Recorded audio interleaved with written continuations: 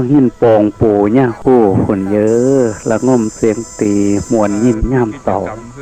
สุริโยขึ้นแสงข้องแจ่งซองพี่น้องเอ้ยเบยเบิกฝาแดงหล่อมเหลื่อมเขาหอดมือเสาวันใหม่มาถึงผู้หมู่สังโฆข้องเครื่องทรงทะลง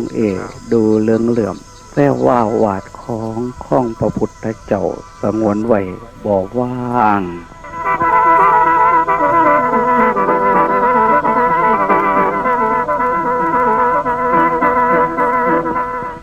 ถึงเมื่อยามหุงเสาเที่ยวโผดฟุ้งสัตว์ผิกขาจานจรเที่ยวไปตามบ้านเอาแต่สัตว์ท่าเสือตามใจเขาสิใส่ขั้นผู้ใดอยากขึ้นเมืองฝ่าหากสิท่าน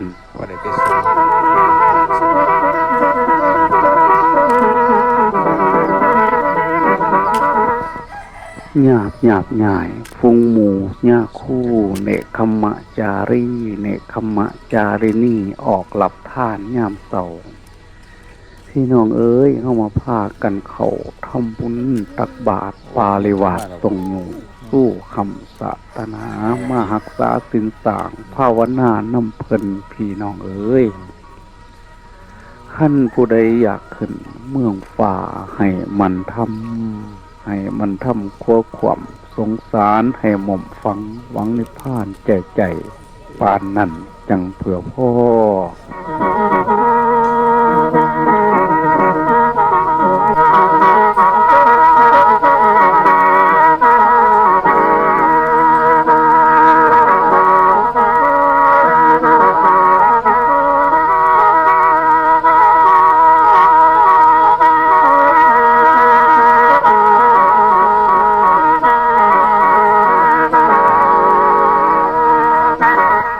เข้ามารักษาสินสางภาวนานำเพิ่นขั้นผู้ใดอยากขึ้นเมืองฝ่าให้มันท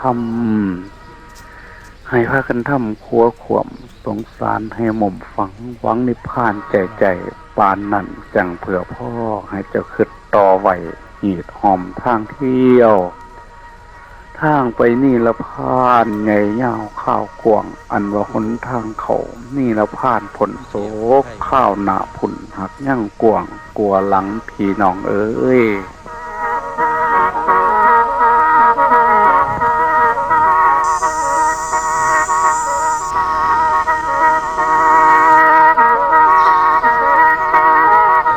พ่อแม่อ้ายน้องที่หักเพลงสู่ขู่สุขคนถอยครับสำนวนกรของอีสานบ้านเฮาพร้อมทั้งเสียงแค่ลายใหญ่ดังอ้อยอิงกองกังวานมาพร้อมกับภาพอันสวยสดงดงามประทับตาตึงใจ